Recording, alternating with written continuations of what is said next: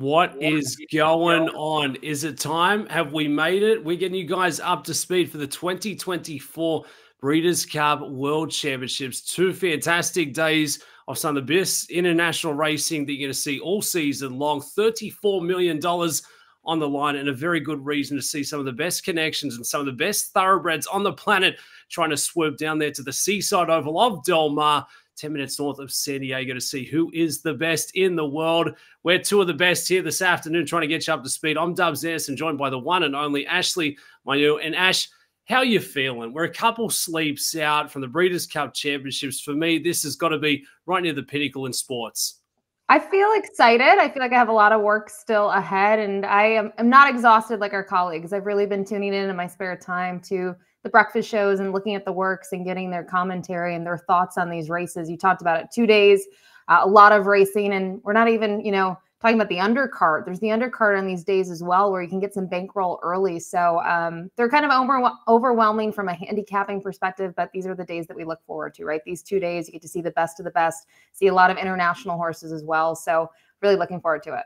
And Ashley, that's the magic of this international puzzle. Obviously, we're very clued onto the North American runners, but we get to see the international raiders coming across from Japan. We've seen that they've had success at this very course with the one and only Yoshida Yahagi, who's got one of the big headliners coming back in here for the Classic. We've got the UK runners. I mean, City of Troy trying to do something so special, getting off the preferred surface out here onto the dirt to prove to the rest of the world that this is the best of the best. And of course, we're going to use our band of experts as we go through the championship card for Saturday. 9 championship races, and we're going to start with the last race on the Saturday afternoon. It's going to be the Breeders' Cup Dirt Mile, race number 12 on the Saturday afternoon. And taking a look at this one, we're going to bring in Caden Brader. It's not just the racing and the top-notch equine, but on the wagering side of things, it really is fantastic. And Caden, at this point, we've done the form, we've done our handicapping. It's time to dish them out. How do you see this one playing out?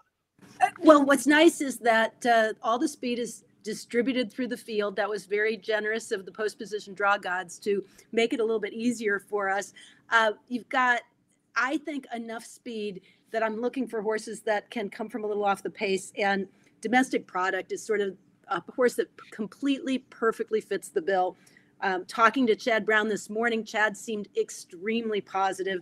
Now, obviously, all trainers are going to be positive about their horses at this stage of the game, but he's not a trainer who's going to pick favorites or go on about a particular horse, I don't think, unless he really feels strongly that the horse justifies it. And when you see the Alan Jerkins at 7 furlongs at Saratoga, that was the final race prior to the Breeders' Cup. He just gets up by a neck. And I think that's a little deceiving because it's the 2-turn configuration that so suits Domestic Product to a T.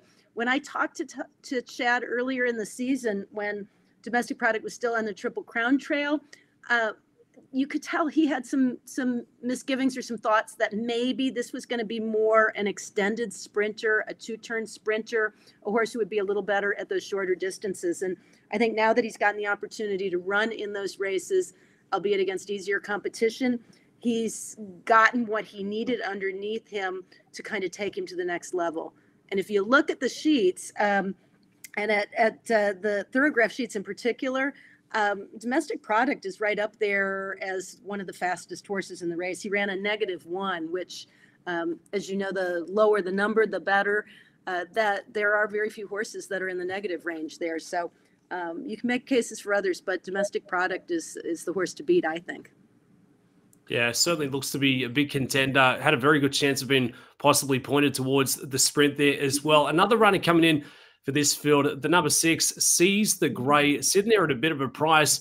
Had I guess, some of the connections and the storylines coming in for the Breeders' Cup. This truly would be fantastic if we could find a way for Seize the Grey to pay the day there. We turn it back to this last performance, Pennsylvania Derby Day over at Parks. And Ash, it really was a big performance.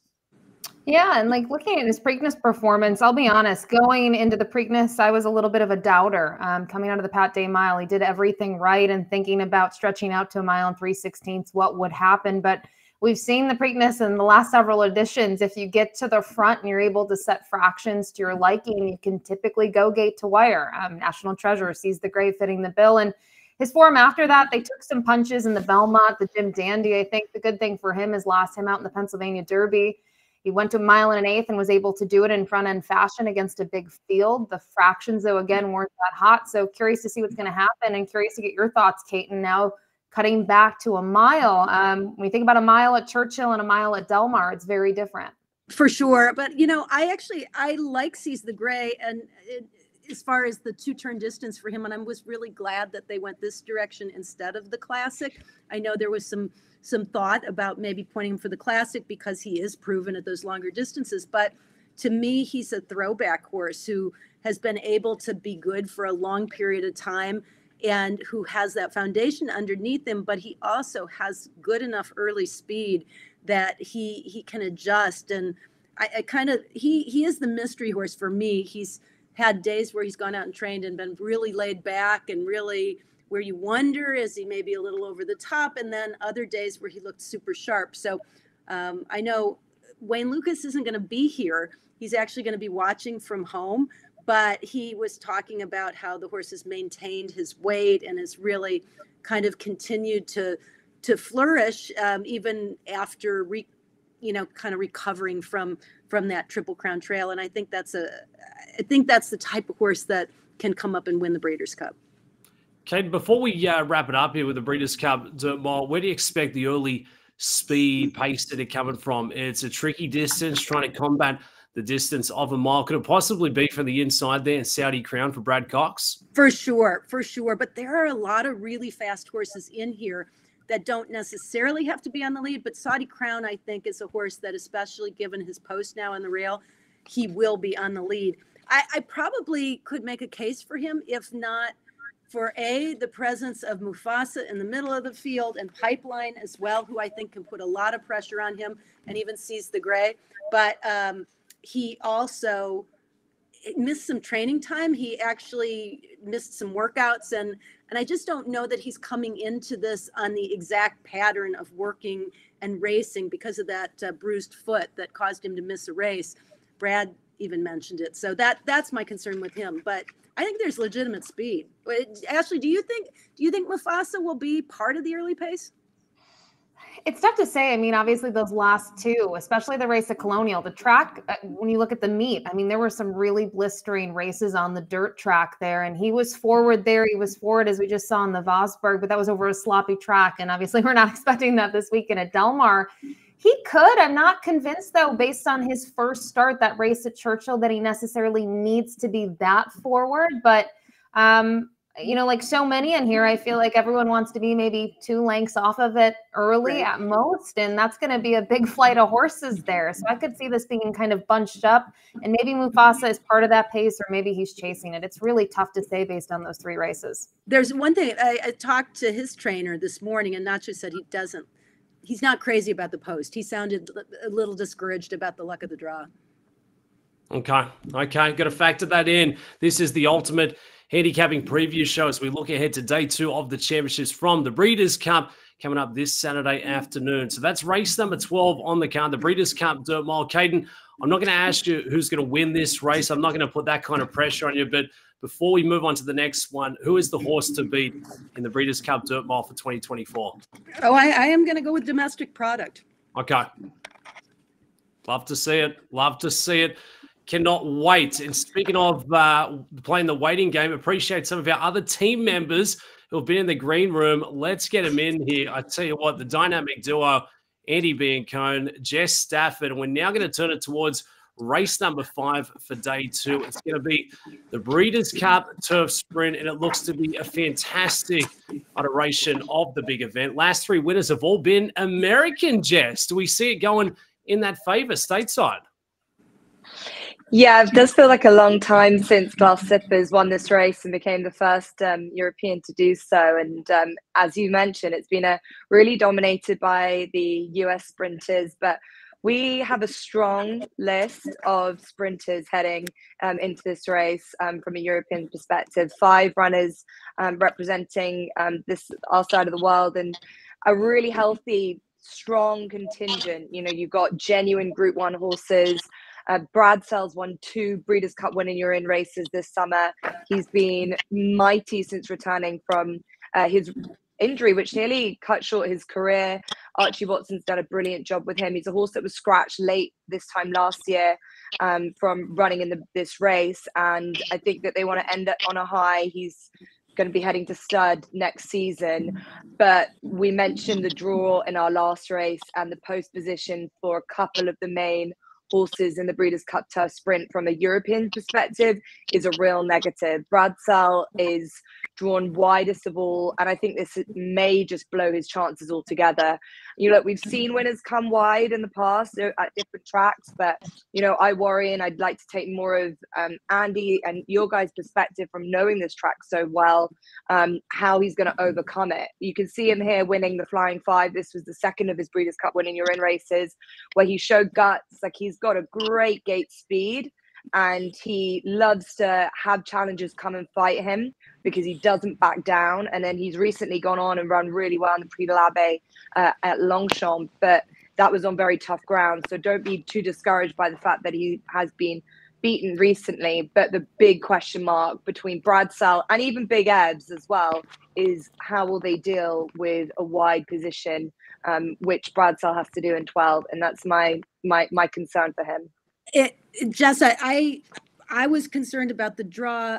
Originally, Bradsell was the horse that I was looking at, but then with the draw, and then also the fact that you've got Big Ebbs, who to me looks like he's another forward type horse with a lot of speed, also being to the outside right next to him. And then on top of it, Cogburn is another that has an awful lot of speed. And I would say the fastest by far of any of our U.S. horses in this category. So they're all toward the outside in a cluster, and that I just don't see that works well for any of them personally.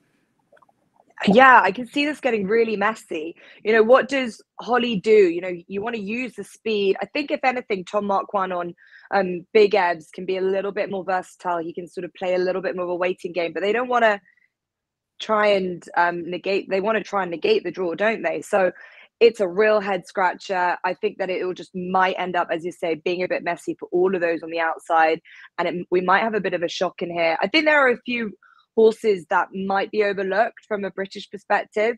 The likes of Starlust at a big price, who ran a good third in the Juvenile Turf Sprint last year.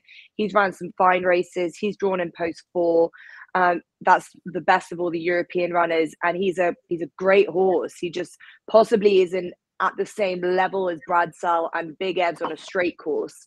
But when you've got a tough turning race like this, I think it could really disadvantage them, and it's just the luck of the draw, as we say. So Starlust at a bit of a better price. I really would not be put up for him at 30-1. And obviously Star of Mystery is part of Charlie Appleby's strong string, and they're always to be feared. Whatever Charlie Appleby brings over has to be feared. He had such a memorable Del Mar in 2021. And look, fillies have a great record in this race, and this filly is very versatile. You got to have been a little bit disappointed last time that she was beaten. I think her running style kind of caught her out at Keeneland, and she got just shuffled too far back, and that was just a bit of a worry. So what are they going to do with her? But if it is getting messy around the wide outside and she's just caught in the middle part of it, then maybe William Buick might just find her in a better position than some of the others. But I just don't want her breaking slow, which she can do, and finishing off late and well, but it's just all too late like it was last time. At the end of the day, I've gone round and round with this and watching Star of Mystery's races, not just in the US, but even going back earlier in the season. And it's funny because it seems as if, I don't know if it's just a product of the races that she was in, or if it was a deliberate attempt, but that almost they've tried to get her closer, and that hasn't necessarily worked out any better. But at the same time, I've always felt like, boy, she seems like she could win, that she is just as good as these horses. It's just a matter of being able to get that trip, or if she just gets out of the gate and gets a decent position. I thought that the Franklin was just a series of things that didn't go her way at each stage, in the early part of the race, then in the middle part of the race, and then toward the end of the race, it's sort of a critical moment. But even her races in in at Maidan, she at 5 furlongs she was able to. Granted, a much easier field, but I mean, look really impressive, which you wouldn't think she would because of her style. You would think that 5 furlongs wouldn't necessarily flatter her. So I kind of like her. I mean, she's been first or second in 10 of 12 starts lifetime, even with her style. And that's US as well as overseas. So I kind of think she's maybe that hybrid that can represent, because she's racing in the US all along, but she actually comes from England. Yeah, and look, real quick, Jess, I want to get your opinion because Kaiten kind of alluded to it. The race at Maidan going 5 ace. When you look at the history of the Breeders' Cup Turf Sprint, we've seen it from 5 furlongs to 6.5, where you can go through, I feel like, this field and wonder if 5 is just a little short. Do you think maybe with the better draw compared to some of the other shippers that she gets a better trip even at the 5 ace? Yeah, totally. I think that she's the, we talk of mystery horses sometimes. We did in our last race. She could be the mystery one, because one thing with me is, because we have not seen her in the UK, I don't know where she would be finishing in amongst our best sprinters at this stage. I don't know whether she's improved to be as good as a Bradsell and a Big Ebbs, and that's why I think that we still are discovering so much about her. But yes, her trip is a question mark. Her running style is a question mark, but her price is attractive, and her draw is attractive, and her possibility to be still improving is attractive. So you got to weigh that all up. And when you see the likes of 10-1, that makes you feel like you may as well, when these horses that probably have the better form are just so disadvantaged by where they're positioned. And before I finish, the last horse I've got to mention is Believing. I'm sure that you guys noticed today down at the start of the workouts that she refused to go out on the track today. She is a filly that is been racing, I say, every single month of this year. She has gone through extremely tough program because she is so tough. She keeps on finishing second and running up in brilliant races, but she's been disadvantaged again by the draw back in the UK and in Europe. And we hope that she was going to get her opportunity to do, what she can do and show what she can do with a better draw.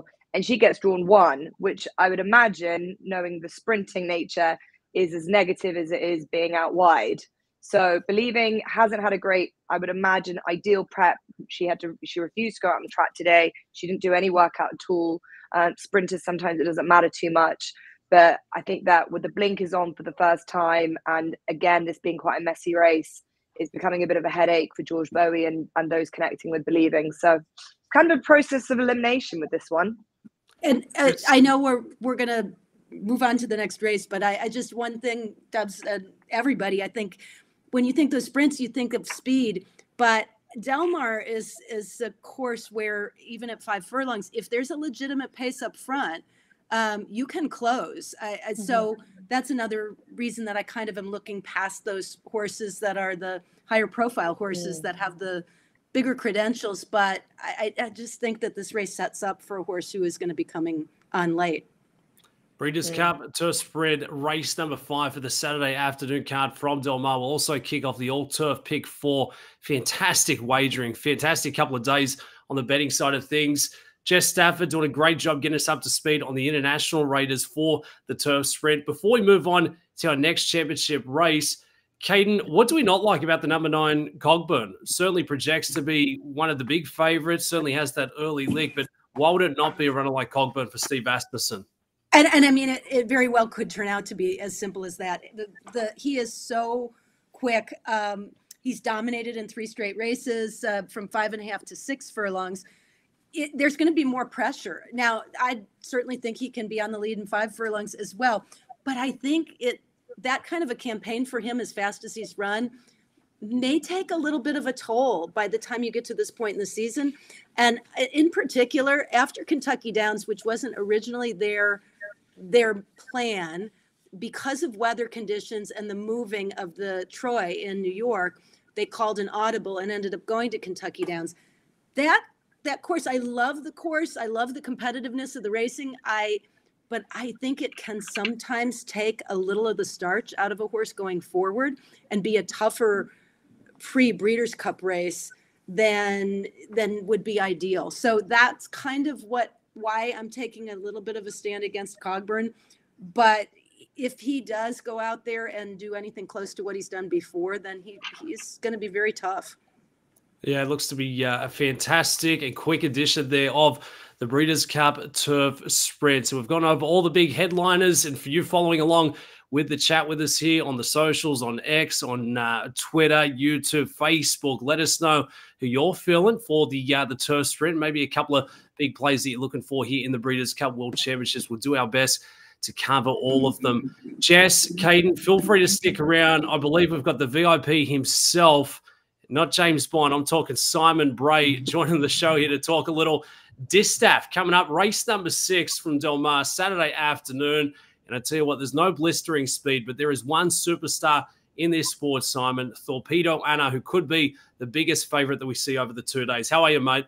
Good, mate. Good. Nice introduction. I'll send the check in the mail. That's coming later for that intro. Yeah, Torpedo Anna. I mean, look, the job got easier, at least on paper for her, with the scratch of Idiomatic. She's established herself as clearly the best 3-year-old filly in the country. Her resume is unbelievable. 9 starts, 7 wins, 2 defeats. The most recent defeat behind Fist, and this can be one of the choices in the Classic. So all things pointing in the direction of Torpedo Anna. I don't think this was one of her best performances, and I think Kenny McPeak has touched on that in the Cotillion, the race you're looking at. She got the job done. That's what good horses do. When they're not on the A game, they still get the job done. So I think she's sitting on a better race.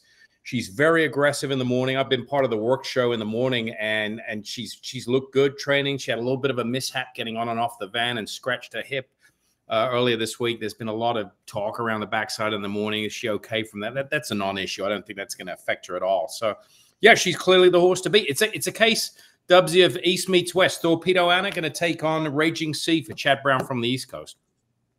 Simon, I want to ask you, going back to the Torpedo Anna last time out at Parks and really quickly, you know, social media was all a stir about the performance and it not being good enough. It's like, you know, you go to a restaurant, you either love it or you hate it. And those are the only reviews you get, right? If you're in kind of in the middle ground, people usually don't say much, but people are not really enamored by this performance. You talked about it.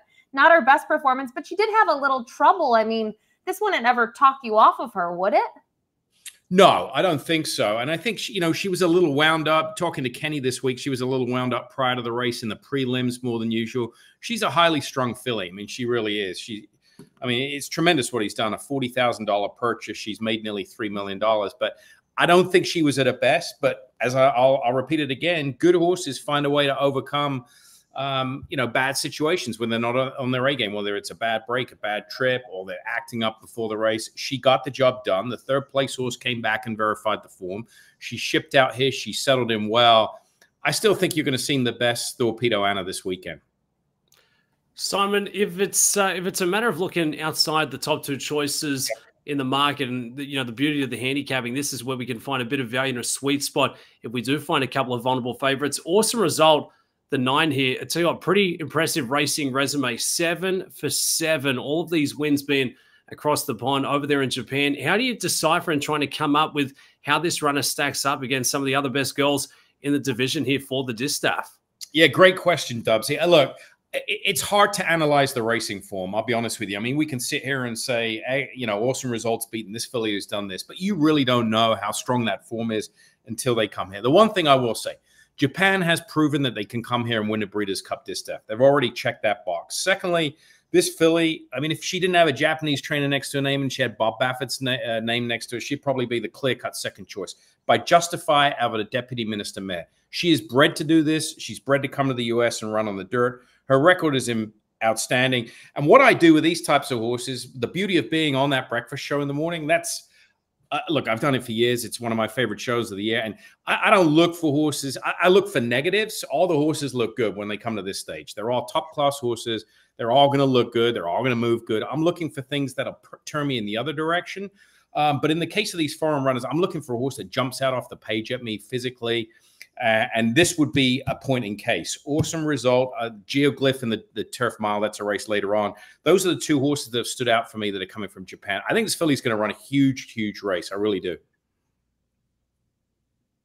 Let's go. It's that simple. 2, 3 runners. The big question, Lumen, is what is Simon Bray wearing for game day as we get to watch the distaff unfold. I saw a cheeky little puffy number on the set there. And Simon, you and the crib are doing a fantastic job breakfast at the Breeders' Cup. So if it is a matter of the top two in the billing here for the distaff, it looks to be a fantastic race. One of the big storylines coming in. I'm not sure how much longer we've got you here on the show, but we either look at another runner here or the Classic. How do you see the Classic shaking out, Simon, before we have to let you go?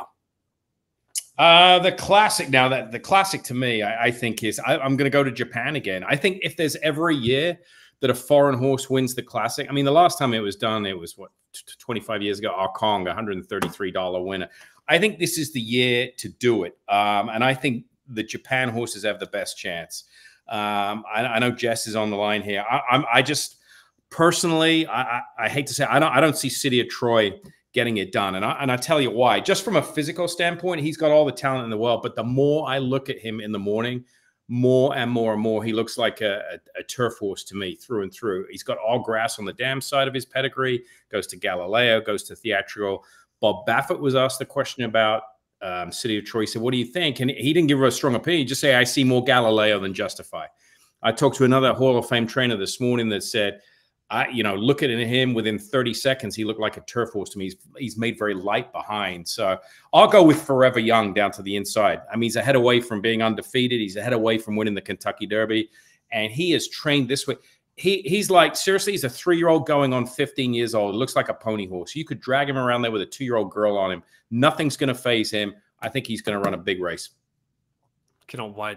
Cannot wait for the Classic. Saturday afternoon, race number 8. Simon, you've done a fantastic job, as always, getting us up to speed. He's staying, I believe. He's staying distaff. I think we're going to get him for race number 7, the Breeders' Cup Turf. I don't know if you've already come up with your winning selection, Simon, but this is ultimately going to be a test of class and stamina. And when we say class and stamina, look at all the VIPs coming into the mix here. Jess Stafford gets back in the program. We've got the Todd father, Todd Schrupp himself, and Rishi Prasad. Rishi, I don't know where you're dialing in from, but we appreciate you guys. Simon, before we start doing the round table, give us your first thoughts here for the Breeders' Cup Turf. We'll go off as race number 7. Well, I think there's the two people you should defer to right now, and that's Jess and Rishi. I don't see. Look, I have the luxury of floating both passports, a UK one and an American one. This one, I'm going to put the UK one, the American one goes in the trash. It's the Europeans here. I mean, the US contingent in here is lengths and lengths behind anything that Europe is bringing, and I mean it. I mean, we're talking about Cabo Spirit. He's a long shot. Gold Phoenix, a long shot. There goes Harbour. There is no way in the world that any of those horses will finish in the top 3 in the Breeders' Cup Turf. This is a European sweep. Wow. Wow. And this is a show dominated by the internationals. What is there? There's 1, 2, 3, 4 of us against the 2 there. Rishi, good to see you, my guy. Welcome across to the West Coast, Best Coast. Get us up to speed. Is it as simple as just playing an Aidan O'Brien runner? He has won this race a record of 6 times, looking for 7. Good to see you, Dubs. I'm not sure it's as simple as playing an Aidan O'Brien runner in this race. We know about Charlie Appleby's record at the Breeders' Cup as well. 20 runners, 10 winners, an incredible strike rate. And Rebels Romance is a past winner of the Breeders' Cup Turf. And incredibly, Rebels Romance is a horse who, I think after what happened in America where he unseated and he lost his form a little bit, the way he's come back this season has been outstanding. His win in Dubai set him up for a fantastic time. Even his one defeat this year in the King George reads very well in the context of everything else in the race. And he sets a very high standard. And also seeing him in the mornings, he looks terrific. Charlie Appleby, William Buick are very happy with the horse. And I think he is the one to beat. However, the romantic story in the race is the reunited Frankie Dettori and John Gosling combination. And Emily Upjohn, who hasn't won since Frankie Dettori last rode her to success in the Coronation Cup at Epsom back in 2023. That's, I think, quite an interesting angle into the race because she hasn't been at her absolute best. And when you consider the fact that some of her form includes the likes of Blue Stocking. She twice has come up short against Blue Stocking, but not by that much. Once in Ireland and once in France. And Blue Stocking is the winner of the Arc. If Blue Stocking rolled up to race in the Breeders' Cup Turf, she would be a very short price for this race. And Emily Upjohn is available at 5-1 on the morning line odds. So I think Emily Upjohn provides a little bit of value. There's a potential improver in the 3-year-old JRB for Brian Meehan. But the other nation that I wouldn't rule out entirely in this race is Japan. And Shahryar is being underestimated, I think, because a couple of his runs in Dubai earlier in the year behind Rebels Romance, and in his run in the Breeders' Cup Turf last year behind August Rodin, also throws him into the mix. The 3 there, Shahryar certainly looks to run a big spot. Jess, you've followed these international runners closer than most of the experts coming across here. Get us up to speed. How are you seeing it? Are we eye and eye with Rishi, or could it be a possible play against? Well, look, I think Rishi's spot on. I don't think it's as simple as just follow Aidan O'Brien. We know he's got a great record, but I'd say that Luxembourg, although a brilliant horse, he's won Group 1s at all stages of his career, and he had another one this year, but he's kind of living in the shadows of some of the better horses. And if you had an Auguste Rodin in here, you know, he would be a much, much bigger price. Obviously, Auguste Rodin off to the Japan Cup. A lot of respect for him. Wingspan as the other Aidan O'Brien runner. She needs to step up massively. She ran a career best last time, but that was only a couple of weeks ago. Will she stay? That's the question mark with her. Emily Upjohn, great to have her back with Frankie. Maybe that will re-spark the life in her. But as Rishi pointed out, she's ran great races in defeat this year. I'm just not certain trip-wise. I think they would have rather the fillies and mares tough, but essentially John Gosden didn't want to have her running on this track on over that trip. So I'd be kind of conscious of her. I think that maybe she sort of has reached her ceiling. Rebels Romance again has been very well campaigned by Charlie Appleby, and I just feel like a lot of these horses that we have in the turf might have just kind of come to their peak, whereas JRB is the improving 3-year-old. I don't know where we've got to him yet. He keeps on getting that little bit better. This win in the Prix-Dollar last time, it wasn't set up for him to, you know, to go on and win it. He made his own running, and he showed a huge amount of tenacity. And he had Amna on his far side in the Shadwell colours, who really came for a challenge, and he couldn't live with him, really. I mean, supposedly he didn't really run his race, but Amnat has gone on and won the Champion Stakes since. And I really love the way that JRB fought this race, considering the ground was probably not ideal for him. One of his best runs this year was when he was second to Economics. Very, very strong form. I loved some of the quotes that Brian had with Rishi earlier, saying that he could be one of the best he's ever trained. Brian, responsible for the likes of Red Rocks, who's won this race in the past. And look, he is a horse that, if you see him, he's a quite a buzzy natured sort. I'd hope that he's going to react to the kind of the theatre nature of it. Okay, he's been brought out very early this morning so that he could avoid the kind of the razzmatazz of it all. So that would be my only concern, that he gets a little bit lit up. But he's the one where we don't know well if we've got to the bottom of him yet. Whereas the others, I think they might have already peaked at another point in their career. Simon, I'm going to throw an American runner at you. Get your thoughts here. Farbridge always seems to be coming from off the pace for Clement and the team. Recent form, really sharp. Back-to-back wins. Looking for the Hattie. Gets Joel Rosario board for the ride. What do you make of this runner? What have you seen in the final preparations leading up to Saturday? Well, he's the US's best chance, and I still don't think that's good enough to get it done in here anywhere close. This is an interesting horse. He started out in Christophe Clement's stable last year, back early 2023, and then he was sold privately by the owner and went to Todd Pletcher for half a dozen starts. Now he's back in the barn of Christophe Clement and kind of lost his way this spring. I'm not quite sure what they've done to turn the form around, but I think Joel Rosario, as an observer from the outside, has been a key part of that. When you look at what Rosario has done aboard Farbridge, some of his better efforts have been with when he's aboard. I know Christophe and Joe Rosario have a good connection. They've won a lot of races together. And the thing about Farbridge, he's versatile. He's got a horse that can win on the lead, like he did 2 starts back when there's no pace. Or if the pace gets a little quicker, he has the ability to sit and finish, which he did last time, beating Warlike Goddess, who we all know about her if you've been following the Breeders' Cup the last 4 or 5 years. So, yeah, he's the best chance. I mean, look, you've got the West Coast horses that I mentioned at the top of this segment. You know, Farbridge is far better than those, I think, but he's not anywhere near as good as some of these international runners. Can I just jump in? Sorry, just to ask anybody who understands the American form a little bit better than I do. But didn't Farbridges win in the Joe Hurst? Didn't he sort of smuggle a victory, being the last one to challenge? I thought he was a little bit flattered by that performance. You're right, Rishi. He got a fortunate trip that day. You're exactly right. So I thought he was very vulnerable as the leading American contender. Yeah, we're up against it, mate. I'm on your side this week. Thank you. Oh, when it suits him, when it suits you, Simon Bray, when it suits you, mate. International. Sorry, I should say this. You guys are up against it, Todd and Ashley. We come strong. Okay, so what I take from that round table, Ash, is that it's an international runner. It's wide open. We've got a couple of vulnerable favorites. This is where you chase a prize. On the wagering side of things, pick 4, pick 6. I just saw Todd Schrupp's ears absolutely go through the roof because I know he's excited for a couple of big days on the punt. That's race number 7, Breeders' Cup Turf. Looks to be a fantastic addition here for 2024.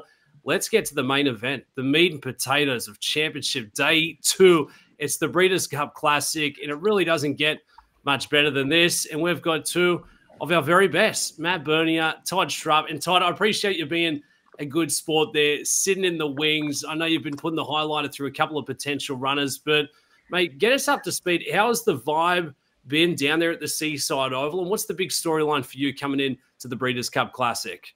It's this horse, City of Troy, because Aiden O'Brien is the greatest trainer of his generation, but he can transcend his generation by filling in a part of his resume that he hasn't had yet, and which he's tried very hard. If you watched the interview with Rishi Prasad on Breakfast at the Breeders' Cup today, it was a brilliant interview. Only Rishi Prasad could get a one-on-one with Aiden O'Brien, and he'll stay there as long as he is asked questions. And it was very insightful because he admitted we brought a lot of good horses to the Classic. It's a race that his connections have wanted to win, that he clearly wants to win.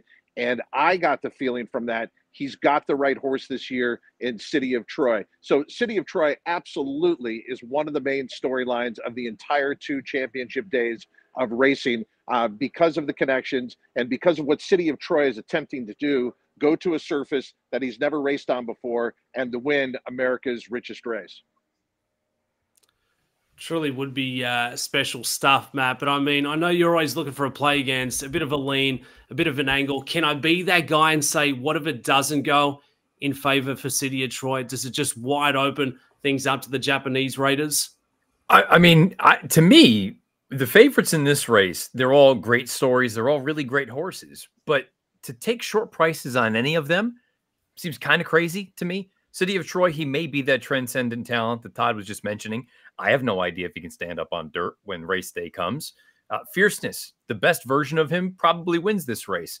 We've seen multiple times that he doesn't just kind of come with a meh effort. He just doesn't show up, period. So backing him at a short number doesn't do me anything. And again, if he does this, what we saw in the Travers, he's probably going to get the job done. But he's only strung together consecutive big races once in his entire career, and it was in these 2 races, the Jim Dandy into the Travers. So I'm not interested in betting him at a short price. And as far as the Japanese contingent is concerned, I'm starting to get to a point, and maybe I'm buying too much into the morning hype because Breakfast at the Breeders' Cup has been fantastic, but Derma Sotagake's work yesterday I thought was spectacular. As someone who is not a workout expert, I looked at that and said, this horse is sitting on tilt. And Forever Young, maybe he ends up being the better horse long-term. But if I had to pick one of the 3 Japanese runners today, I'd pick Derma Sotagake. So I guess in a nutshell, to me, the short prices in here, they don't do anything for me from a gambling standpoint. I was waiting for this because last night I was scrolling on X and I saw the tweet from you at 6:30 p.m. that said, wonder if folks are backing the wrong Japanese runner in this year's Classic, with the little shrug guy in there. So, I was curious to get your thoughts on this and kind of the contingent. I mean, that's been one of the big storylines now, right? Is Japanese the last couple of years, Japan as a country in terms of what they've done. Full bore here, full tilt with these horses. And you're going for a much better price than you're going to get on Forever Young out of those 3. Yeah, and acknowledging, Ash, maybe Forever Young really is just a better horse than Derma Sotagake is. And it sounds like Derma has not been let's call him, he's not Hickory. That he's had his starts and stops throughout his career. But the thing I like what you're taking a look at with the Derby this year, Forever Young didn't have that early foot that sort of tactical speed that we saw in his return to the races off a lengthy layoff. He was much closer to the front end. And to me, that's going to be critical, I think, just in general with success on dirt, especially here in the United States, that you don't want to have to come from 100 out of it. That to me is the difference between the two main players that you look at right there, Sierra Leone and Forever Young. If you're telling me that Forever Young is going to start 6-7 lengths in front of, Sierra Leone, I would take Forever Young every time. Having said all that, I still think this is the kind of race that you're better off shopping around for a bigger price than some of the ones that we've talked about.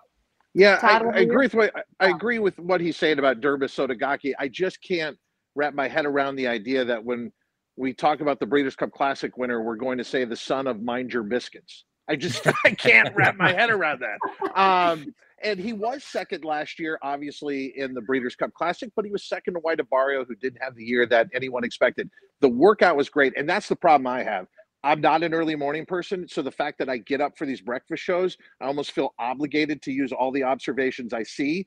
And it was a fantastic workout. But by the same token, I think Forever Young has been just as impressive in the mornings. If you saw the way they set up his last workout to be on the inside, the last eighth of a mile burst, I was not a Forever Young guy in the Kentucky Derby this year. But what I've seen in the mornings, I do think he's Japan's best hope. But you look at Dermis Sotogake at 20-1 in the morning line, and it's tempted. But I have to pass. I still believe in City of Troy. I think if there's a huge number out there, it's amazing to me that people take one race and then they get off of a horse. There was a time where we thought Arthur's Ride was absolutely one of the key contenders in this division. His win in the Whitney was outstanding. He was the overwhelming favorite in the Jockey Club Gold Cup, and he just didn't run his race. And for all the talk about what the pace is going to be like in here, Next is not nearly as fast as him, especially coming out of those races. I could see a scenario where Arthur's Ride sets the pace here and is going to be really, really tough to pass. But I also think City of Troy is tactical, so I'm fine with that favorite. But if I'm looking at a price in this race,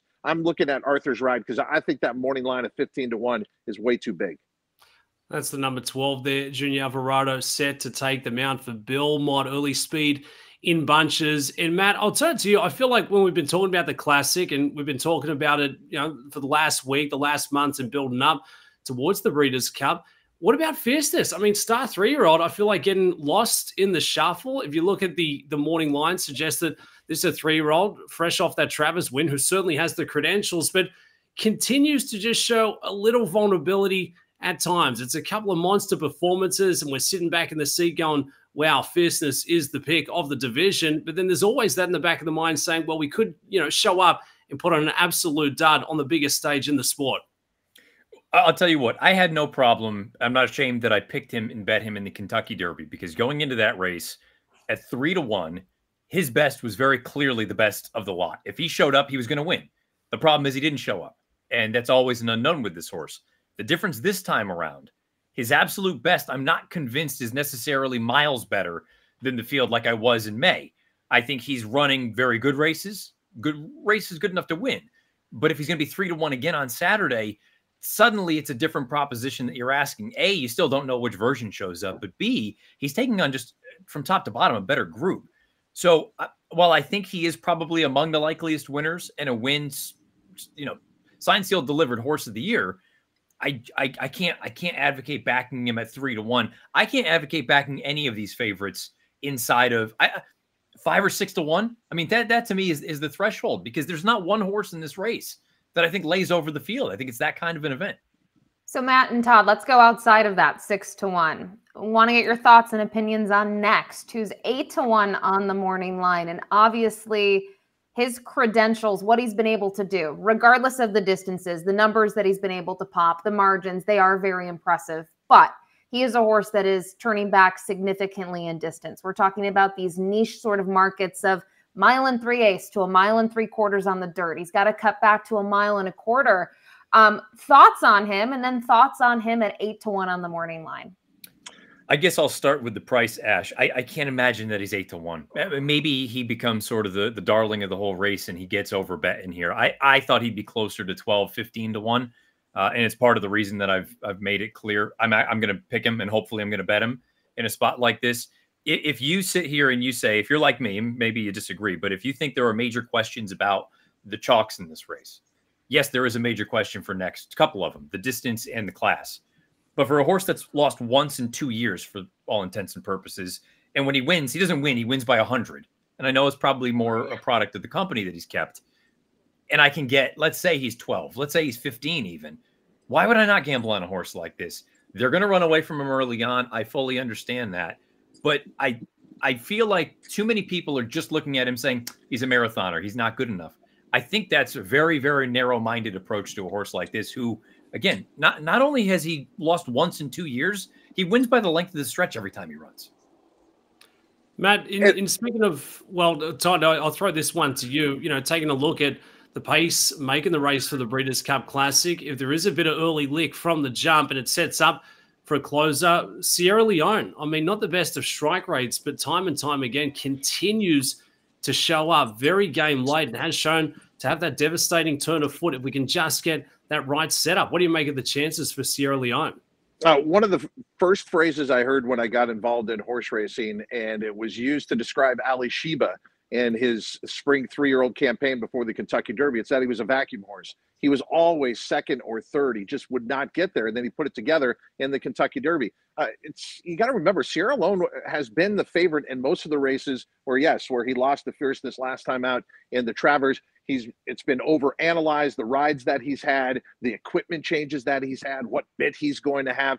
I feel in the way Chad Brown has talked about him, he's very relaxed with how the horse is coming to the race. It will take a pace meltdown, but you are going to get that threshold that Matt is talking about. You're going to get 6-1 or higher on a horse like Sierra Leone because most of the betting public has now given up. And we've all experienced it, that horse you play, and then you give up, and then obviously they win. And Sierra Leone, yes, is going to have a fast pace up front, and maybe Arthur's Ride, and maybe Next will ensure that. But yeah, Sierra Leone at the price, I think a lot of times, remember, this is the end of the year championships. A lot of your original thoughts about certain horses come to play out, and a lot of people will get away from their opinions. Sierra Leone has always been a good horse. He just hasn't gotten through with a win. This could really bolster what people originally thought about him. Yeah, absolutely. At that price, I would give him a big consideration.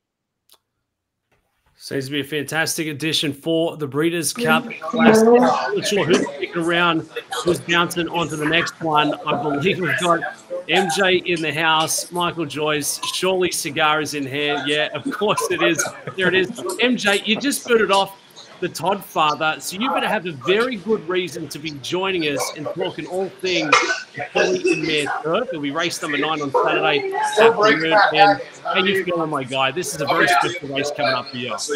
I'm feeling shockingly confident because she's a fantastically talented mare. That much we know. I was very delighted with how the race came up. As we're taking a look at her Rodeo Drive. So this was the second consecutive stakes race she won, and this is the Breeders' Cup winning year that gets her there. You can see this turn of foot. She can motor home in 11 and change. And by change, I mean like 11 and 1. She's probably capable of going 11 flat in that final furlong. If you can move like that, you have a chance. I don't care what level of racing. If you can hit that on the speed gun in the final furlongs of the race, and the way she cranks up her move, I don't care who she's running against. She has a chance. She needs a trip. Some pace would help, yeah. But this race did not come up as tough as it traditionally does. I don't think the Euros are particularly tough. I'll have Rishi speak to that. Chad Brown boycotts the race because he doesn't like the distance and where they start in the turn, et cetera, et cetera. So she's 10-1 in here. Mind you, she went off at 20-1 in the John C. Maybe, which is a grade 2, just 2 races back. She still was 9-1 at post time in the Rodeo Drive, which was her last effort. She's potentially going to be a shorter price in the Breeders' Cup than she was in the pair of grade 2s that she just won. And she loves Del Mar, not just the track or the surface, but Jess Pfeiffer, who is her best friend. She is the apprentice that was the Eclipse Award winner back several years ago. She's not riding competitively anymore, but she still works these horses for Phil D'Amato.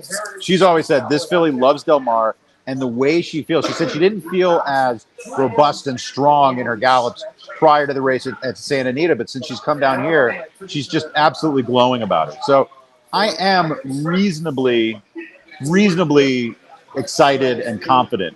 I think Hang the Moon is going to run her race. I think the way she closes, she's always going to have a chance regardless of whatever race she's in. And I think that's really all you can ask for with the horse in the Breeders' Cup.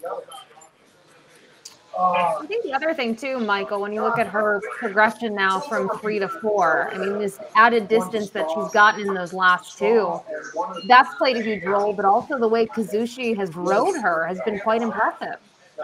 Yeah, he's been brilliant. He's a fantastic rider, and I think there's a lot of very sharp handicappers and horse players around the country that have been saying this guy's one of the best riders in North America from his days up at Woodbine and the Sovereign Awards that he's won up there and winning the titles up there. He is good for a number of reasons. He has good instincts. He has a good sense of pace, and he rides everything through the wire. He is a strong jockey. He just doesn't make a lot of mistakes. And in turf racing, that's paramount. Rishi, 9 of the 12 runners bred outside of the US. International flavor coming in for the Filly and Mare Turf for the 2024 edition. Who's going to be the big standout of the international raiders for you? Well, I think Mike's spot on when he's saying that the international challenge is not as strong as it potentially looked at one stage. You look at, obviously, Charlie Appleby's two runners, Cinderella's Dream and Beautiful Love. Beautiful Love has a lot to find on her very best form. Cinderella's Dream, she's a very good filly, and I know that she's won stateside. She won some very weak races out in Dubai. In fact, in the Jumeirah Classic back in February, she actually beat Beautiful Love and Frosted Dawn. If anyone had told me at the time that the first three in that race were going to line up at the Breeders' Cup, I would have been pretty surprised. If they were lining up for Breeders' Cup races, I could have seen all three of them on the undercard. But she's got better. The only time she's been beaten was in the 1,000 guineas at Newmarket. That's worked out to be a very strong race, regardless of the fact that she finished midfield in that race. The other thing interesting about her is that she's actually bred to be better over further on the dam side. She's never been this trip over a mile and 3 furlongs before. But if you go back to her dam, who won over 10 furlongs, and her grand dam, who's high-heeled, who got placed in an Oaks over a mile and 4 furlongs, there's stamina on the dam side. So while she remains a little bit unexposed, there's also the potential for even more to come because of her pedigree. So I think that even though she's not as strong as some previous contenders that we've had in this race, I think she's still got the ability to beat even better than she is. Content for Aidan O'Brien has been pretty disappointing in her last two starts. In my opinion, she's run too bad in her last two runs to consider backing her. It's possible that Aidan can refresh them. We know that as well. Soprano, the 3-year-old filly, she's a pretty admirable filly, but if anybody had said through her season that she's going to win a Filly and Mare Turf race, I think you'd be slightly surprised. So I do think this is an opportunity for the Americans to win one on the turf. I would love it to be the Rebel MJ who gets it. But the head says that Warlike Goddess is going to be a really strong contender. For me, you look at her performance last year in the Breeders' Cup Turf, I genuinely think she never, ever got the opportunity to show her best. Where she was positioned, when she turned into the straight, she then got trapped between two horses. I never was able to let down and deliver her best performance. And this season, I like what she's done. She was third first time up, then she won. And the last 2 seconds that she's had, I think, arguable excuses. She had the horse get away from her 2 starts back, and then she challenged sooner than Farbridge did, and that left her vulnerable in the Joe Hirsch. So I think she's a solid selection, Warlike Goddess. But I would love nothing more than to see MJ going crazy as Hang the Moon delivers a wild challenge under Kazushi Kimura. Filly and Mare Turf, Hang the Moon, the number 8. It'll be race number 9 on Saturday afternoon, and Joyce has promised a party if we can get Hang the Moon home here. I want to know what cigar is on tap. It. Matty B, Matt Bernier, Warlike Goddess making the 4th start at the Breeders' Cup, so certainly not going to be overawed by the situation. Who are we missing here? Who's the outlier? Maybe a price play that could outrun the odds or throw the whole pace of the race out the window? Well, I think you have to start there, Dubs, with the pace factor of this race. There just isn't much signed on. And I don't know that Full Count Felicia can replicate what she did up at Woodbine and that EP Taylor most recently, but she's a better horse than I think people have given her credit for. She is a confirmed front runner. They're just going to let her roll on the front end. You get a Rad Ortiz Jr. aboard. Kazushi Kimura rode her in the EP Taylor. He's going to stick with Joyce's horse, and you understand why, but I wouldn't totally look at Full Count Felicia and say, well, she'll come back to us at some point. She may just get brave out there on the front end. Didia, I don't think her form is nearly as good as it was earlier this year when she was winning grade 1s, when she was winning the Pegasus down at Gulfstream Park. on her best day, she can absolutely fire a shot in this race. I just don't know that she's coming into this in the form that I'd like to see.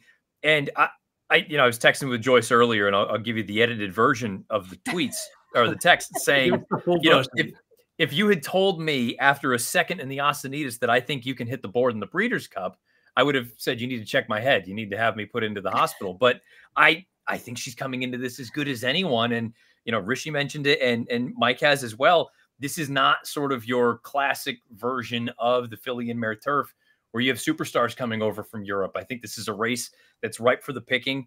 I do like Soprano. I don't know that the distance is right for her, obviously. And I think a lot of people will look at that second beaten sixth in the race at Keeneland and say she's clearly not that good. But I firmly believe if she feels pretty, we're running in any of the races this weekend, whether it be the mile, the Filly and Mare Turf, whatever the case may be, that she'd have been a legitimate threat because she was absolutely awesome that day.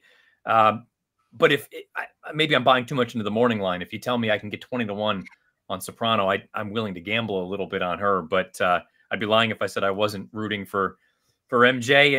And I guess Moira, don't sleep on her either. I don't know about the distance for her, but she's far better than I think people give her credit for either. Going to be a fantastic one. I want to send Joyce on the road. I don't know where he's MJ, where are you joining us from? Some cigar lounge. You're obviously down there at Del Mar. Okay, I can't hear you. Like you're muted. Get him off the mute before we send you on the road, Joyce, to hit the streets. It looks like a lovely cigar. Goodness. He's very casually dressed today as well. He doesn't have some of those outfits that we've seen, like the Newport sweatsuit. But again, I'll tell you what, he is extremely calm and laid back for having a horse that has a big chance on Saturday. I would have expected him to be on pins and needles. When would the man not be? I feel like he's Mr. Cool, calm, and collected. So, MJ, I don't know if we're going to get this mic back in the mix there, but for anyone joining us, we're looking towards day 2 of the Breeders' Cup World Championship, Saturday afternoon. The Filly and Mare Turf. It will come up here as race number 9 on the card, and we've got a very special connection and tie-in for the number 8, Hang the Moon. So we'll keep our fingers crossed. And for now, Ash, we turn it to the Filly and Mare Sprint. It'll be race number 4 on Saturday, going off at 3 p.m. Eastern, and it looks to be a fast one. Yeah, it certainly does. And, kind of looking at the morning line, I'm curious as we have Todd Schrupp back in the mix here. Your thoughts on this field and in the morning line? I mean, I don't know. I'm not necessarily sold on Ways and Means. Well, she's a 3-year-old filly who's obviously improved. Some of her biggest races were on sloppy racetracks. She has a fast track effort you can point to and say she could handle a fast surface just as well. But yeah, I'm not opposed to a 3-year-old filly in a race like this. I just think Society's better. Amongst the 2 favorites, Society to me is a standout amongst those 2. I would play Society every time up against Ways and Means. Will it be good enough to beat this field? I think so. I loved her effort in the Ballerina. Steve Asmussen obviously has trained some of the top sprinters in our sport, some of the top sprinters we've seen at the Breeders' Cup, Matoli being one of the best. But this effort in the Ballerina, to me, if repeated, is good enough to win. And it's tactically why I love this race so much. She was able to sit just off the pace. If you recall last year in the Breeders' Cup Filly and Mare Sprint, she got cooked in a speed duel early on. She was the second betting choice. Her ability to rate last time out of the Ballerina makes the difference this year. If for some reason there isn't a fast pace early on, she could assume that. And Tyler Gaffleone has been the perfect fit for Society. And if you want to talk about horses, Simon was talking about earlier how they all look great. Many of them are champions coming in. Society takes your breath away. She's a chestnut daughter of Gunrunner. We know Gunrunner won the Breeders' Cup Classic here the first time they held the Breeders' Cup at Del Mar in 2017. I think she's going to love Del Mar. I think she, again, not just amongst the favorites here, a choice between her and Ways and Means. I just think she's the best horse by far in here. And the time in between races is the key to her. They need to keep her fresh. Steve Asmussen has done that. She's only had 2 starts this year. That's by design because they wanted her to peak in this race. It's a race she deserves to win. It's a race I think she will win. So she dominated in the Ballerina, right? And when we watch the backtrack there, the 3rd place finisher also shows up here, Vava for Cherie DeVoe. Curious to get your thoughts on her. Obviously, I think when you look at her resume, very impressive. She looked good 2 starts back, but I almost felt like a little bit in the ballerina A, Society was just better than everyone, but maybe Vava didn't get the trip that she needed.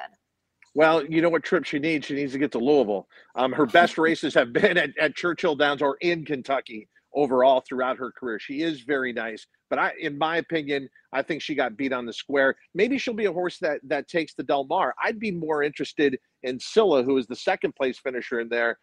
Scylla is a horse that's always had an immense amount of talent, and for Bill Mott, he's just been trying to figure out where she belongs. At one point, they kind of put her on the distaff path. And then once it was kind of realized 2 turns wasn't necessarily her best, Scylla was put into this division. I would be more inclined to look at Scylla as another challenge to Society before I look at Vava.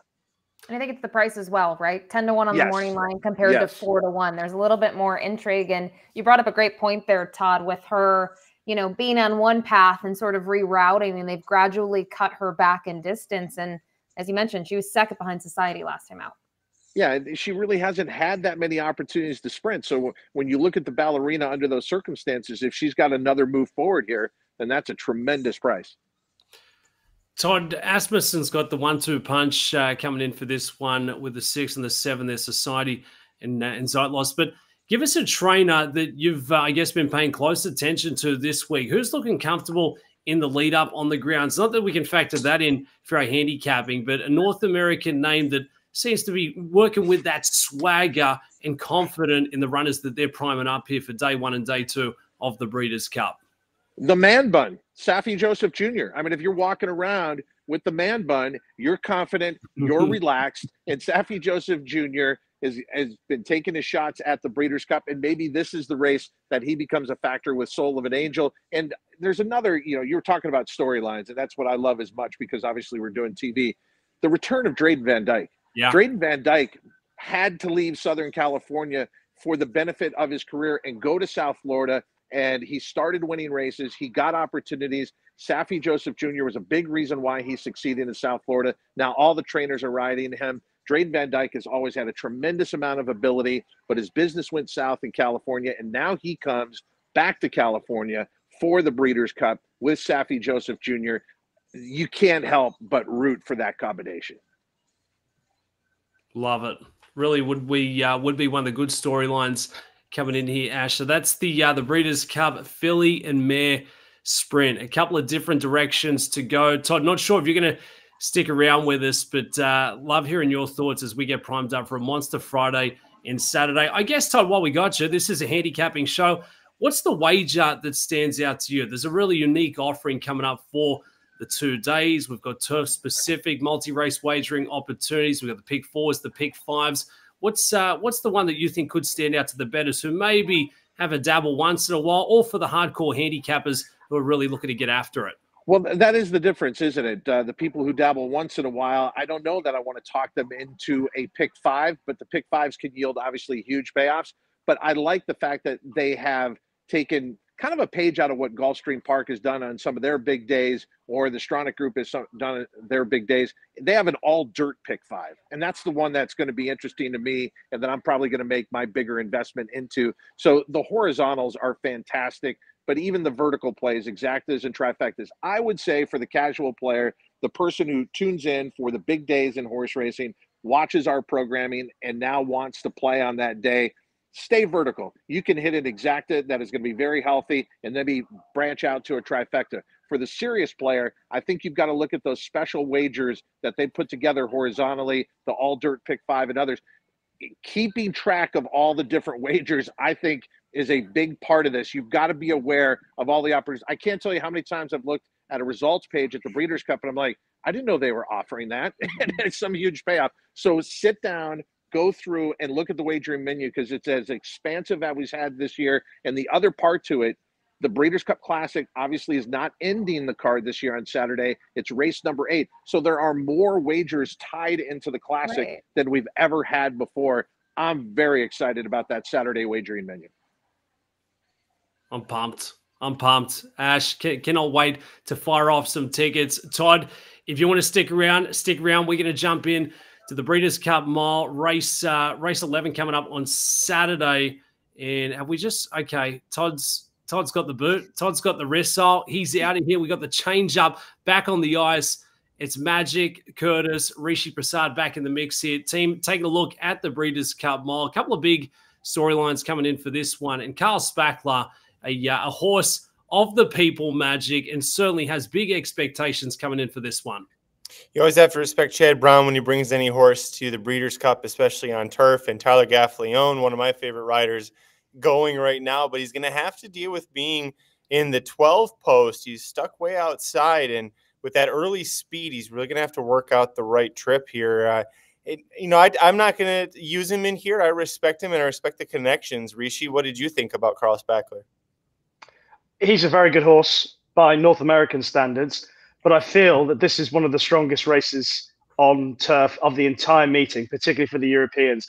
It's an outstanding race. The top 3 horses in the market, in Notable Speech, Porta Fortuna, and Ramatuelle, if any of those were running solo without 2 in the race, they'd be very short price favorites. If Notable Speech was in it without Porta Fortuna and Ramatuelle, he'd be very short. I think the strength and depth in the European Challenge here is outstanding. Notable Speech is the horse that I've come down on. I know he's the favorite for the race, but I think he has got so much ability. His times for some of his performances in Europe are outstanding. On the second start at Kempton, the last 2 furlongs of the mile race that he won, he clocked 21.79 for the last 2 furlongs. He is just blessed with plenty of speed. He's disappointed a couple of times. Once was in the St. James's Palace Stakes at Royal Ascot, but that came off the back of a very busy spell. And then after that, he came out and won the Sussex Stakes here, where he beat Maljoom. And some other good horses. Factor Cheval was in behind, and Factor Cheval ran really well in the QE2 at Ascot. And then he went to France last time out, and he ran disappointingly, but the ground was soft. Connection said before the race they were worried about conditions. That transpired in the race itself, but also the winner got away from even Sharon, who couldn't quite peg that horse back, Tribalist. So it was put a line through that race. The real Notable Speech, I think, is the outstanding horse here. As I say, 2 very good fillies in Porta Fortuna and Ramatuelle. But it's the Breeders' Cup Mile. It's a Godolphin horse, trained by Charlie Appleby and sired by Dubawi. It's worked for the last 3 years. I think, why desert it now? Yeah, the Charlie Appleby's never lost the Breeders' Cup Mile. Let that sink in. He's had the last 3 winners, and each one, Space Blue started at Modern Games, Master of the Seas. Notable Speech brings just as strong a resume as any of them into this, and I think he's going to be tough to beat. Diego Velasquez for the Evertoff, Ryan Moore, Aidan O'Brien contingent will be interesting. You named Porta Fortuna, respect her. Rishi, real quick, what did you make of Johannes? I think for the Americans, that's the best chance. And Ashley and I both caught your subtle dig at American turf racing there. Don't think that didn't go unnoticed. But what did you think about Johannes's chances? Because he reminded me a little bit like Smooth Like Straight from a few years ago. He would be the pick of the American horses in the race for me. I like his profile. I feel like watching his races, I think he keeps a little bit up his sleeve for me. I think he's got a little bit more left to give as well. He's put together a terrific season, looking at the way he's done it. But I look at his best form and I look at what the European horses have done, and I think, well, if he ran up to his best and they ran up to their best, he'll just come up short. So if I was to look for a horse to throw into the multiples and to the picks, I will put him in as the best of the North American horses. But I think it's between the Europeans. I'll be surprised if we don't dominate this race. You also mentioned Diego Velasquez. I'll throw him into the mix as well, because one interesting point about Diego Velasquez is in his entire career, he's only run left-handed 3 times. And those 3 times all came at Leopardstown. It's a different, stiffer mile test, but he's won on each of those 3 occasions. And he looks like a horse that's just, having been tried over further, being back at a mile, his last couple of runs has really suited him. So I think going this way, being trained by Aidan O'Brien and being unexposed still at this distance, I'll keep him in my calculations. But I think they'll be playing for places behind Notable Speech. So I want to pose a question. We've talked a little bit about the filly on the inside. We've mentioned her name a couple of times. I was working that morning very early on FanDuel and was kind of blown away by her performance at Longchamp. I guess the question I want to ask you both is, obviously her resume is beautiful, but she is a 3-year-old filly, first time shipping. But my bigger concern is maybe the ground. I feel like looking at her best performances, maybe she likes a lot of moisture in the turf, and that's certainly not going to be the case this weekend. I'll start and say I totally agree. You look at her performances through the season, and they've been very creditable. Obviously, her run in the Guineas, at Newmarket earlier in the season. I think a lot of people felt that she may have been the best filly in the race. She kicked too soon and she just emptied out a little bit. But that win at Longchamp last time was a new level. Now, it's possible that she's had a break since Ascot and she's improved physically and she's just added a bit more class to her ability. That's possible. But also, when you look at her form, you have to say that she's done very well with cutting the ground. And she's beaten a horse in Kinross who, although he was second behind Modern Games in this race himself a few years ago, it's arguable that although he's still capable of very high-class form, he's not quite the Kinross of old, the one who came over and ran Modern Games very close in the Breeders' Cup Mile a few years back. So I think that it was an excellent performance. Ground, one concern. And secondly, I just think that she's beaten a very susceptible field last time out in France. The other thing, and some people might take me down for this, but a strongly run mile race and as tight as Del Mar is over a mile, if you watch her runs, her 2 runs over a mile, she just doesn't quite see it out. At Newmarket, when she was cut loose on that straight mile, which is a demanding mile, she just emptied out in the last 50 to 100 yards or so. And I just feel that if they do go a good gallop in this race, she might be vulnerable to a horse that sees the mile out a little bit better, a horse like Notable Speech. So she's got a lot of class. If there was a Breeders' Cup race over 7 furlongs on the turf for her, she would be a shoo-in wherever she. I think she's that good, but I think she's susceptible. I'll just add on real quick to Rishi's point and just say the rail draw I don't think does her any favors because she's not the fastest horse out of the gate in this group, and I think that she's going to get pushed back, pinched back, and I think she's going to be subject to trip trouble. It's one of the horse that will come out of this race going, play her next time out because she got a horrible trip there on the rail. Magic, at this distance on the turf course down there at the Seaside Oval, what is the bias that we've traditionally seen for any of the handicappers? Maybe our international friends and mates joining us for this special. What are you looking for at this distance down there at Del Mar? I want horses that are going to be coming from off the pace and that have a history of being able to navigate good trips, especially as they get older. Like when you start to see more starts in these horses, you start to understand which ones are accident prone or not accident prone, but trip trouble prone, and which ones just find a way each time. So I'm looking for a horse coming from off the pace in a race like this because speed, when it's the elite of the elite, just isn't going to hold. Now, you do have horses that could be forwardly placed early and will be able to hold on for your exacta, trifecta, superfecta. That's, again, why I kind of brought up Johannes in terms of a smooth like straight comparison is he was never going to win the Breeders' Cup Mile, but I'll be darned if he was going to get up there and finish second each time with that front-running trip. There it is. A couple of big directions, a couple of big headliners coming in for the Breeders' Cup Mile, race number 11 for day 2 of the Breeders' Cup World Championships this Saturday afternoon from the Seaside Oval. Gentlemen, I don't know who's sticking around, who's saying goodbye. Rishi, I believe you've got a happy hour to get to, so we appreciate you making the time for this special, and may best of luck with the coverage and, of course, all the handicapping and those winning wages for your internationals coming up this week. Thank you, and go City of Troy. There it is, City of Troy in the Classic, trying to lead the international contingent coming across the pond there for Aidan O'Brien. Magic, let's turn to race number 10, the Breeders' Cup Sprint. And I'll tell you what, Ash, we're doing a pretty good job here. Left, right, a couple of side steps, a couple of swivels, and maybe that's what it's going to take to win this race once it's all said and done, going the 6 furlongs, Curtis. All right, this race, for me, there's an interesting trend with the Breeders' Cup Sprint. 26 times it's been run. Twice it's been won gate to wire. And we've had some incredibly fast horses that have competed in the Breeders' Cup Sprint over the years.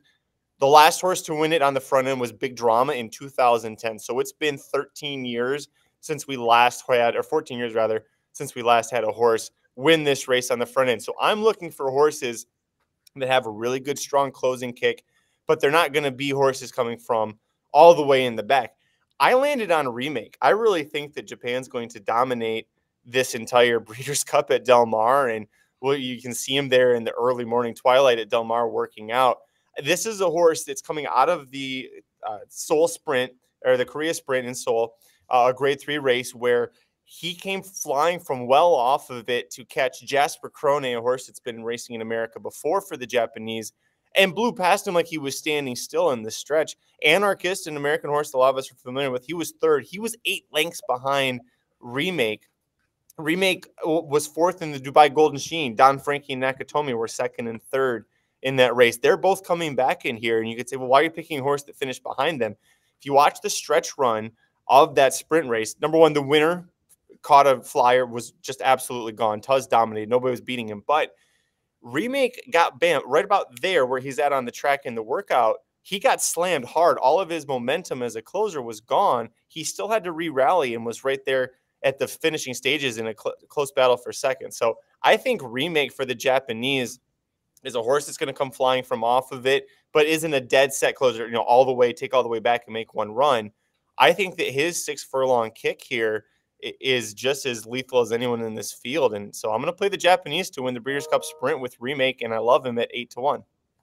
Curious to get your thoughts here on some others in the field. When you look at the morning line, 3-1 is the price on Federal Judge, who is a horse that he had a long time off. When we look at 2023 to 2024, he came back. He was able to finish second in his kind of return to the races. But what are your takeaways from his last two? A pretty big step up when he was able to go in the Phoenix last time out. He beat Nakatomi, who will obviously face again. But the way that he cruises to a pretty easy win when it's all said and done, Curtis, what are your takeaways on this performance?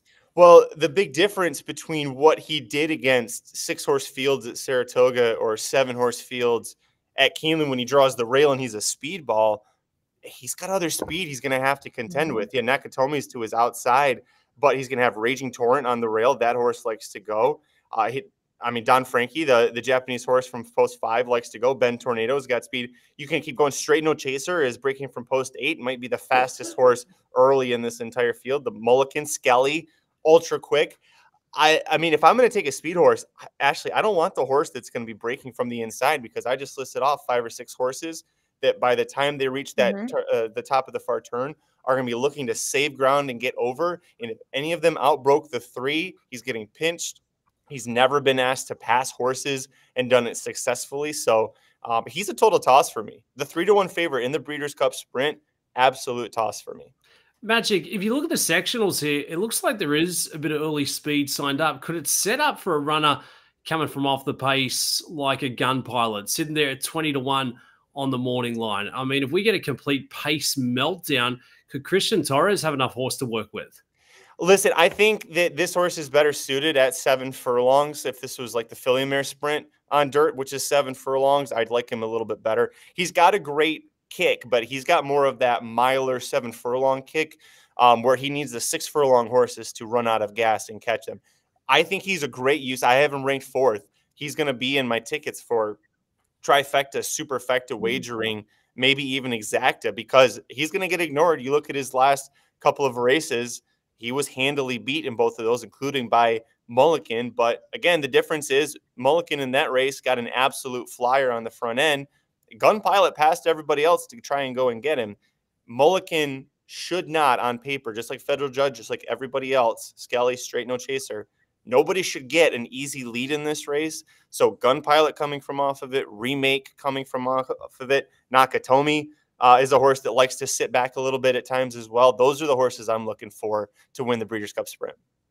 Curtis, one other question here about the Breeders' Cup Sprint. When you look at the other championship races across the 2 days, we focused in on Saturday, but I'll tell you my thoughts. I've always thought that the Breeders' Cup Sprint is always a challenging race to handicap for what you just talked about, right? The gate to wire winners, we don't see that often. There's a ton of speed signed on. Do you feel the same way that overall, I know you love Remake here, but that it is a tough race, and that maybe if you're playing any sort of multi-race sequence that you would want coverage in a race like this? Absolutely take coverage, because I am not looking for a horse that's like a Skelly or Straight No Chaser that's going to just blitz right out and take them gate to wire. I'm looking for horses, and yeah, you can spread it. You also look where the money's at. The money is very heavily on the speed horses, because that's what's attractive when they're running by themselves and not running against other major speed horses like they have to do in the Breeders' Cup Sprint. They look incredible. They're posting triple-digit buyers, winning by 7 lengths. Not the case. It's like everybody's the superstar at their own high school until they all get to college, and suddenly we're going to separate the wheat from the chaff. Curtis, I know you and the team have been priming up to get all these selections and tickets fired across, but what's going to be the standout on the wagering side for yourself? A lot of specials on the Friday, on the Saturday, over the 2 days. The $3 all-turf pick 3 is going to be a bit of a standout for mine. But what stands out on the wagering side of things before we wrap this thing up?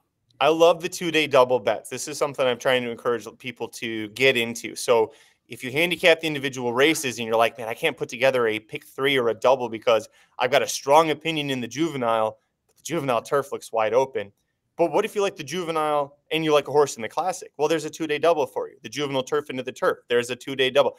2-day doubles all over the place, going from Friday into the kind of the adult version on Saturday. Whatever that version is on Friday, the adult version on Saturday, there's a double for it. So those are the ones that I'm going to attack.